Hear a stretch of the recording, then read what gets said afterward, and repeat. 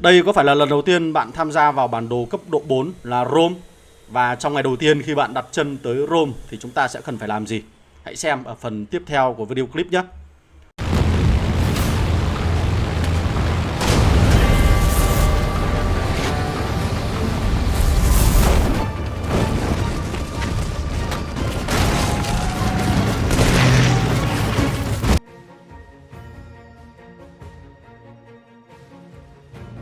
Rồi, hello anh em, chào mừng anh em đã quay trở lại với channel của mình. Trong video clip ngày hôm nay thì mình sẽ giới thiệu với anh em một vài cái thông tin cơ bản để chúng ta làm quen với cái bản đồ cấp độ 4 có tên là Rome và những cái điều mà chúng ta cần làm ở trên bản đồ cấp độ 4 này, làm sao để chúng ta có một cái trải nghiệm tốt nhất khi chúng ta tham gia vào cái bản đồ này. Ok. Rồi, bản đồ Rome là một trong số những bản đồ cấp độ 4 ở trong trò chơi game Warpath, và sau khi chúng ta kết thúc New York là các bạn sẽ đến được cái bản đồ Rome này. Và chúng ta vẫn có hai cái vòng đấu là vòng đấu cạnh tranh và vòng đấu cổ điển. Tùy thuộc vào các cái vòng đấu của các bạn mà đối thủ nó sẽ khác nhau.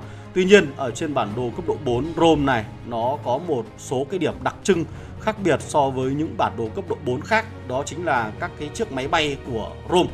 Ở trong phần lựa chọn các chiếc máy bay này, mình đã có những video clip để dành riêng cho những bạn mà chúng ta muốn tìm hiểu về các loại máy bay rồi. Thì ở đây mình giới thiệu lại để các bạn nắm được. Chúng ta có 3 cái loại máy bay chính. Một là dạng máy bay ném bom của không quân Mỹ. Thì cái máy bay ném bom này nó hơi khác so với các máy bay không quân Mỹ bình thường, là nó có thể theo đuổi được mục tiêu.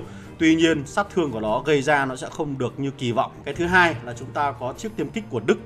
Cái đơn vị này nó có thể bắn đa mục tiêu dựa vào các tia laser.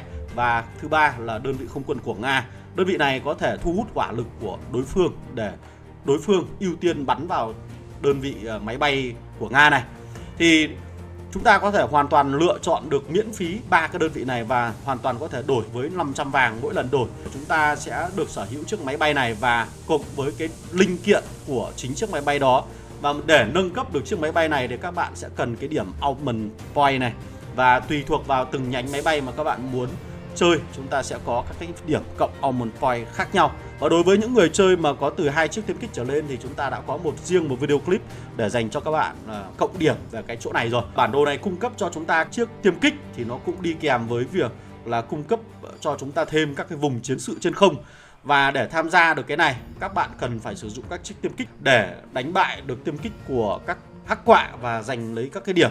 Điểm này nó cũng đóng góp vào phần danh tiếng và các phần quà cho cá nhân của chúng ta. Có một cái điểm đặc thù của bản đồ này là thời gian mở của các cái vùng chiến sự trên không này nó không được cố định theo thời gian mở của các công trình khác ở trên bản đồ. Cho nên là việc mà nắm bắt được thời gian là các bạn cũng cần phải lưu ý, bởi vì mỗi một lần mở nó lại mở vào một cái khung giờ khác nhau, và chúng ta cố gắng là phải tham gia vào các cái vùng chiến sự trên không này để nhận được các cái phần thưởng rất là có giá trị.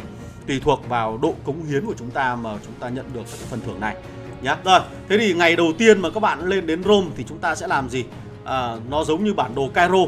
Khi chúng ta xuất hiện ở Rome, nó sẽ có một cái xưởng, một cái lò đúc để sản xuất ra một cái loại nguyên liệu, và chúng ta cần phải xây cái lò đúc này càng sớm càng tốt. Một cái điểm rất hay so với Cairo là chúng ta xây công trình này sẽ không tốn bất cứ một cái điểm Helium nào, mà thay vào đó các bạn chỉ hoàn toàn sử dụng các cái nguyên liệu từ các nhà sản xuất thôi. Và việc tối đa hóa đến level 32 của công trình này nó khá là dễ dàng. Và việc mà chúng ta nâng được công trình này càng sớm càng tốt thì nó sẽ cho chúng ta các cái Helium sản xuất theo giờ. Mỗi 1 giờ chúng ta nhận được 1280. Và cái nguyên liệu này nó sẽ là một trong số những thành phần chính để chúng ta có thể cải tiến chiếc máy bay của chúng ta, thêm những cái đặc trưng và thêm những cái thuộc tính có lợi khác dựa trên cái bảng này. Ngoài cái việc mà chúng ta phải dựng cái xưởng sản xuất này từ sớm, các bạn sẽ cần phải làm cái nhiệm vụ cá nhân của mình trên bản đồ Rome ngay trong ngày đầu tiên. Và nếu như các bạn hoàn toàn có thể làm tốt thì trong vòng từ 7 đến 8 tiếng đồng hồ trong ngày đầu tiên, chúng ta hoàn toàn có thể hoàn thiện được toàn bộ các nhiệm vụ cá nhân này. Tại sao lại phải làm cái này?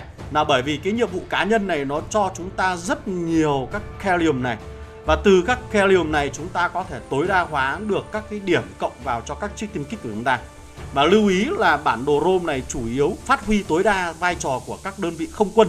Cho nên việc chúng ta có các đơn vị tiêm kích khỏe cộng với các điểm có được từ Helium này cộng vào là chúng ta sẽ có được cái đơn vị không quân cực kỳ tốt. Ngoài ra thì nó cũng cung cấp thêm cho các bạn các cái điểm tiền sự kiện thì tùy vào nhu cầu và mục đích của chúng ta mua các cái vật phẩm làm sao cho nó phù hợp. Đấy là những cái điều mà cần làm ngay khi mà chúng ta tham gia vào bản đồ ROM.